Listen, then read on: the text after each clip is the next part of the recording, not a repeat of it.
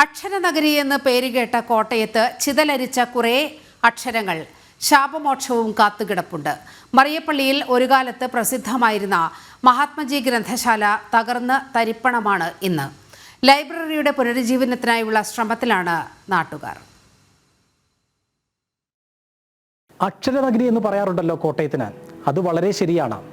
അക്ഷരങ്ങൾ നൽകിയ വെളിച്ചത്തിൽ തന്നെയാണ് ഈ നഗരം കെട്ടിപ്പടുത്തിട്ടുള്ളത്. പക്ഷേ കോട്ടയം മറിയപ്പള്ളിയിലെ ഈ മഹാത്മജി ലൈബ്രറിയിലെ അക്ഷരങ്ങളുടെ വെളിച്ചം കെട്ടിട്ട് വർഷങ്ങളേറെയായി. കോട്ടയം മറിയപ്പള്ളിയിൽ MC റോഡിനോട് ചേർന്ന രണ്ട് കടകൾക്കിടയിലൂടെയുള്ള ഇടുങ്ങിയ ഒരു വഴി. പണ്ട് അക്ഷരങ്ങൾ കൊളുത്തിയ വെട്ടമുണ്ടായിരുന്നു ഇവിടെ. ഈ വഴി ചെന്നെത്തിയിരുന്നത് രവിയുടെ ഖസാക്കിലേക്കും രമേഷിന്റെ ഹരിദ്വാറിലേക്കും സോവിയറ്റ് യൂണിയനിലേക്കുമെല്ലാമായിരുന്നു. അവിടെയാണ് പുസ്തകങ്ങൾ ഉണ്ടായിരുന്നത്. മഹാത്മജി ഗ്രന്ഥശാല ഉണ്ടായിരുന്നത്. ഇന്ന് മഹായുദ്ധത്തിൽ തകർന്ന സാമ്രാജ്യം പോലെ ഈ ഗ്രന്ഥശാല.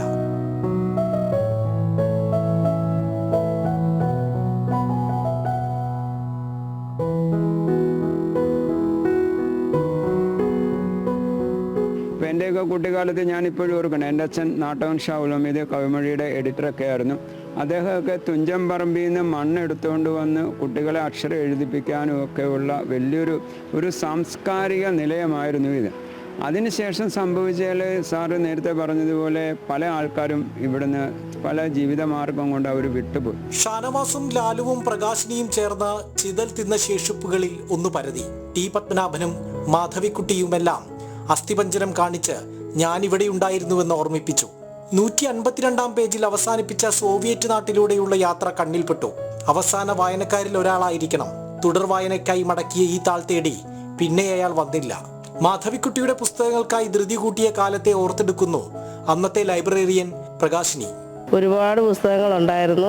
അന്നൊക്കെ കൂടുതൽ ഈ സ്കൂളിലെ കുട്ടികളൊക്കെയാണ് അധികം പുസ്തകങ്ങളും അവർക്ക് പഠിക്കാൻ വേണ്ടിയുള്ള പുസ്തകങ്ങളൊക്കെ ഒരുപാട് എടുത്തുകൊണ്ട് പോകുമായിരുന്നു. പിന്നെ നോവലുകളൊക്കെ ആയിരുന്നു.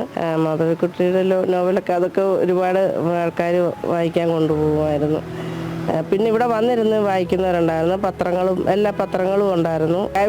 പിള്ളേരൊക്കെ വന്ന് അങ്ങനെയൊക്കെ കൊണ്ട് പോകുമായിരുന്നു. നാടിന്റെ മറ്റൊരു പൊതുപ്രശ്നത്തിനായി ഒന്നിച്ചപ്പോഴാണ് ലൈബ്രറി പുനരുജ്ജീവിപ്പിക്കണമെന്ന ആശയം ഉയർന്നത്. ആദ്യഘട്ടമായി കരം പുതുക്കിയടച്ചു. മറ്റു പ്രവർത്തനങ്ങൾ വൈകാതെ പൂർത്തിയാക്കുകയാണ് പദ്ധതി. പറഞ്ഞു കഴിഞ്ഞാൽ ഒരു 20 വർഷത്തോളമായി എന്ന് വിചാരിച്ചു. അപ്പോൾ ഇനിയിപ്പോൾ ഞങ്ങൾ നോക്കുന്നതെന്ന് വെച്ച് കഴിഞ്ഞാൽ ഇതിപ്പോൾ പിന്നെ ഒരു നല്ല ഒരു പേരുള്ള ഈ കവലയിൽ, മറിയപ്പള്ളി കവലയിൽ ഏറ്റവും നല്ലൊരു സ്ഥലമാണ്. രണ്ടാമത് ഇപ്പം അക്ഷര മ്യൂസിയത്തിൻ്റെ തൊട്ടടുത്താണ്.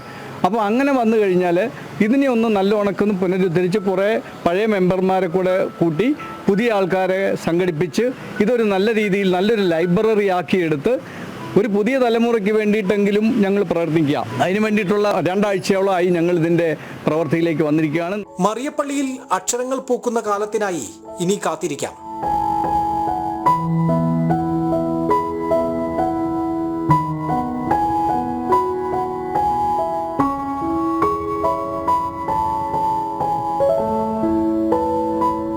മിഥുനയ്യപ്പൻ, ജനം, കോട്ടയം.